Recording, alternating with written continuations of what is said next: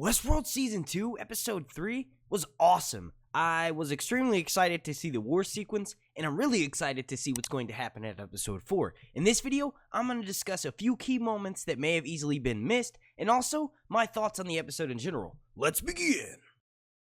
Okay, so I'm going to start out by talking about some of my favorite moments of the episode, and then we'll jump into those things that were easily missed, and also some things that I had a little bit of issue with, storytelling-wise and pace issue-wise.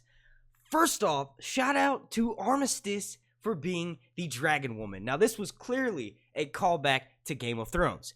Obviously, the flowing blonde hair is a callback to Daenerys herself, and then so is Hector calling her the Dragon Lady, like she found a dragon, basically. This was amazing. I thoroughly enjoyed this. Everyone who watches my Game of Thrones videos knows that I'm a massive House Targaryen fan, and Daenerys is my favorite character. So, with that being said, I thoroughly enjoyed that, and the last time we saw Armistice, if you remember, it was actually during Season 1 in the last episode when Maeve was trying to make her escape. One of the things that surprised me was the fact that it was her. I honestly thought she had died because the last time we saw her, her arm was trapped in the door, and she was spraying a bunch of guards in order for Maeve to, sort of continue her escape. Well, Armistice is a warrior, just like Daenerys, and honestly, it's even more callback because if you remember the last episode of Game of Thrones last season, I guess it was episode 6, so not the last episode, but Daenerys shows up and saves Jon Snow, and honestly, Maeve is sort of like this version, the show's version of Jon Snow. I feel like Dolores and Maeve initially during season 1,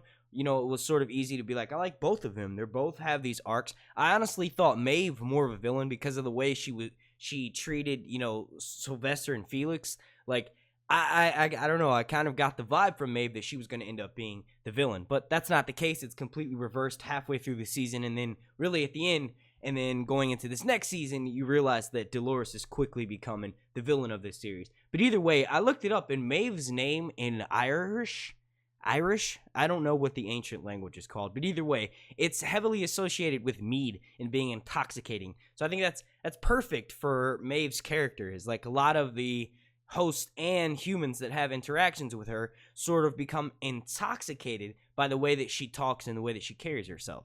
Another scene that I thoroughly enjoyed was the opening scene. We got to see yet another park that is inside this Delos island, if you will, and I don't really know a name for it, so I'm just going to go ahead and dub it for my video's sake, India World, or I guess Maharaji. I think this world, this time period rather, that this world is set in is more of like when India was occupied heavily by Great Britain. So I think, we could just dub it India World for, I thoroughly enjoyed it. I honestly thought in the very, first moments of this scene that this was a flashback to Teresa when she was, when she'd grown up and went to visit another one of these parks. Because if you remember, she had that conversation with Ford at that restaurant that she ate at when she was younger, when she first went to Westworld.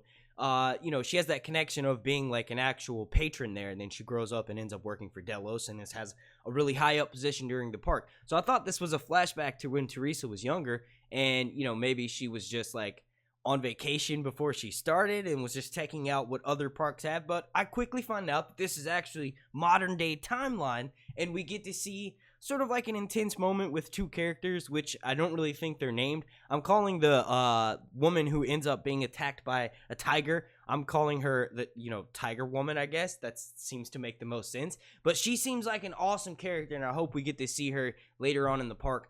I was actually looking at a Twitter feed where a lot of people were using the handle Westworld Season 2, and people were talking about the episode as it was happening. I haven't done that myself because I don't know if people who follow me on Twitter, which you can check the link down below in the description, I don't know if they wanted spoilers to be shown because I know a lot of people watched this episode on Monday. But either way, a lot of people tend to think that this Tiger Lady, if you will, could actually be the Man in Black's daughter. Now, I'm not exactly sure, and I want to wait until we get to see more on it, but you guys let me know down below in the comments section if you think that this is actually the Man in Black's daughter. I honestly think that a lot of her mentality and the way she sort of looks at hosts and guests, like you remember, she was ready to shoot this dude if it was a host, and she sort of was intimate with him. That sort of mentality is very similar to William, the Man in Black himself. So I think there is a little bit of credibility to that theory that this tiger lady could secretly be the Man in Black's daughter. If that's the case, when he finds out that she's there, I think his mission is going to change. Instead of trying to figure out what the door is about and what Ford's narrative is about, it's going to switch to sort of saving his daughter.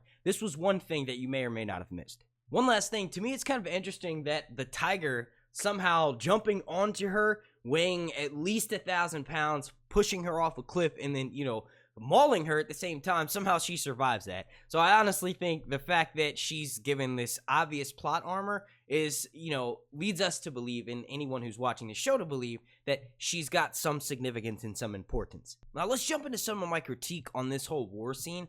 I honestly think the way that Dolores is being written this season is very contradictory. Now, I love this show, and I love her character, and I love Evan Rachel Wood. I love everything about that, but I feel like it's a little bit convoluted. She's supposed to be sentient, and then she's not sentient, and then it comes out that one of the producers on the show announces that both her and Maeve are sentient. So I'm not really sure why someone who's aware of themselves and has achieved consciousness would be so ruthless in their decision to, kill other hosts who have the potential to be, sentient as well. Like, I understand that she needed a backup plan, and, some people she mentioned weren't going to survive it. Some of them weren't meant to survive it. But the fact that she's just so willing to sacrifice seemingly innocent, and the Confederados are not innocent at all, so I'm going to backtrack a little bit there. But the way that she's moving and the way that her dialogue is written, it's out of character. And it honestly made me root for Charlotte in this situation. Like, I don't like Charlotte at all. I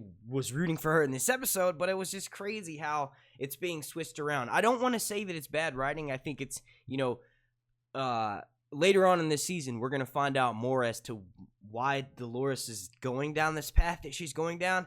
And the fact that she sort of backtracked and, felt sympathy for Abernathy when he was, phasing out and, having convulsions and stuff, and she was playing along with the loop that was her father. I guess that reminded her of simpler times, and this was sort of why she was doing that. And she maybe was aware that Peter Abernathy doesn't exactly know that was just a pre-written scheme, if you will. Like, it was just a loop. It was a narrative written by other people who were controlling their actions.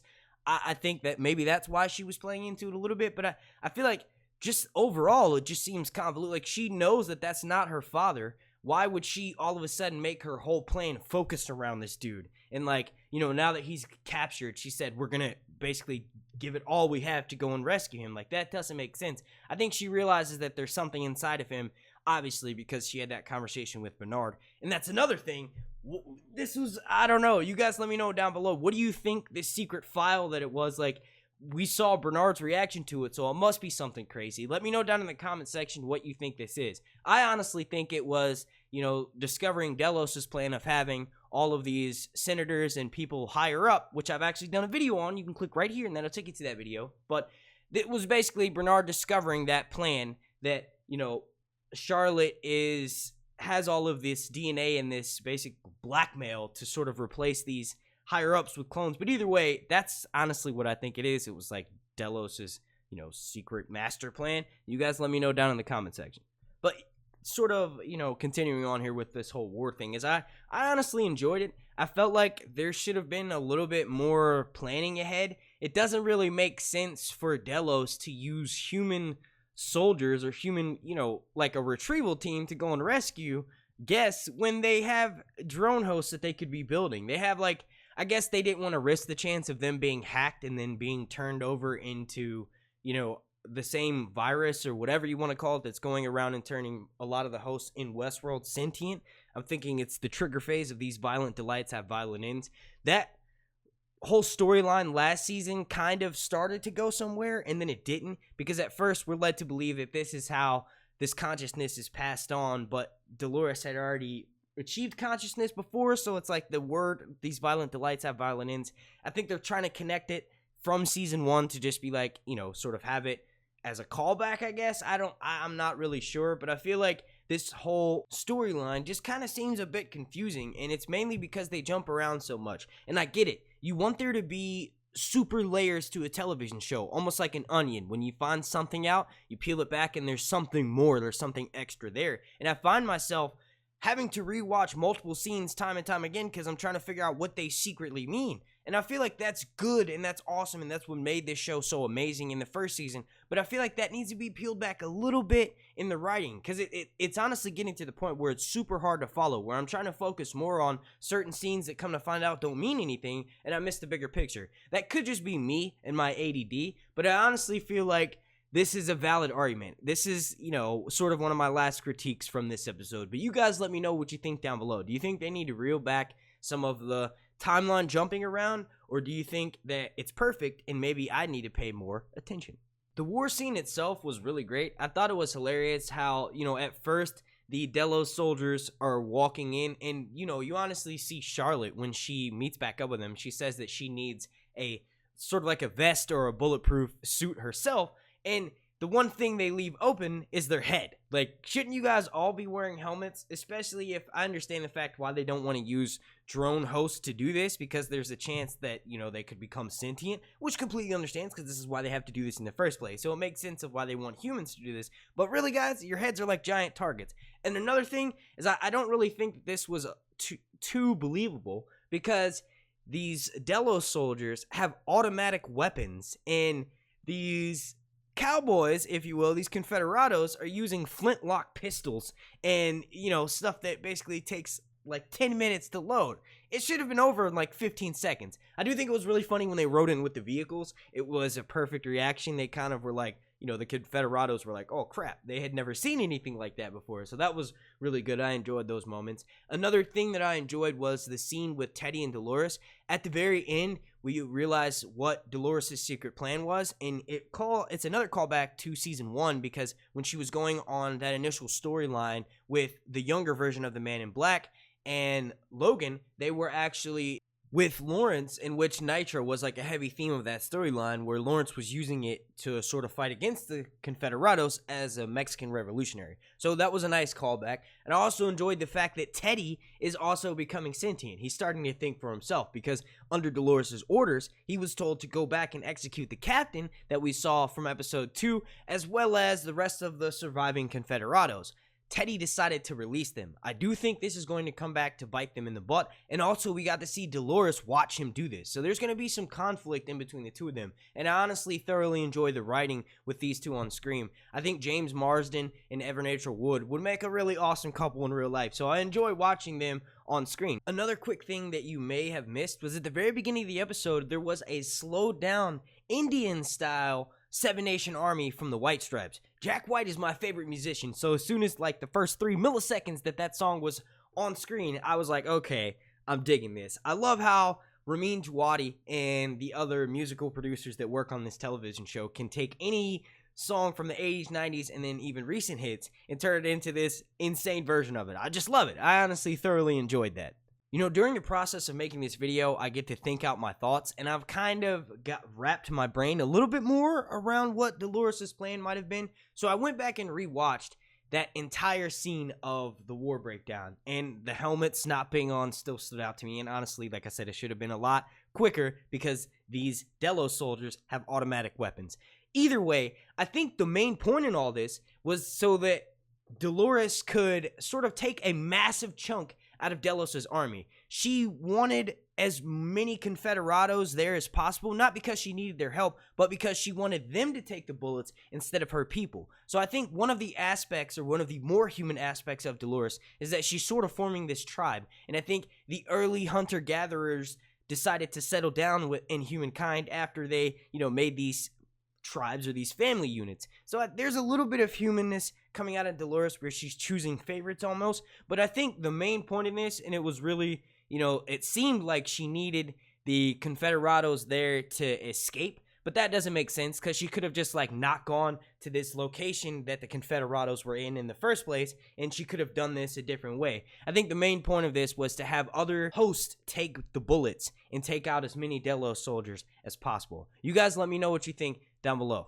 Just a few quick thoughts before I wrap up this video. I honestly enjoyed the very last moment of the episode. I know a lot of people hate cliffhangers, but it just gets me excited for the more progression of this show. I get to watch it in its early roots from, the premiere of it into becoming something great. And I think they're doing a really good job with showing us all these different parks. As of yet, we know that there's 3 of them. We know there's Shogun World, we know there's India World, and then there's also Westworld. There are supposedly 3 other parks that we have yet to find out about, and I can't wait to see them. So I think, in this second season, we're going to be focusing heavy in these next couple episodes of Shogun World and maybe a little bit more of India World. Or this could have just been a one-off sort of thing, which, like I said, I think that character may actually be the Man in Black's daughter. But that sort of may be, just setting up for season 3 when we get to know more about India World. But it's awesome to watch this develop and, sort of come to life on screen. If you guys want me to break down the promo for episode 4, let me know down in the comment section and I'll get right on that for you guys and try to have it up for you by Wednesday. I want to thank you all so much for watching this video. If you would like to become a member of my Patreon family over on Sir Hunt's Reviews / Oh, I just said that backwards. See, there's that. Not only my ADD, but also dyslexic. Over on patreon.com/SirHuntsReviews, if you would like to join my Patreon family and show some love and support, please do so. There's a link right up here and a link down below in the description. I want to thank you all again so much for watching. The like goal for this video will be 420. My name's Mark, and this has been Sir Hunt's Reviews.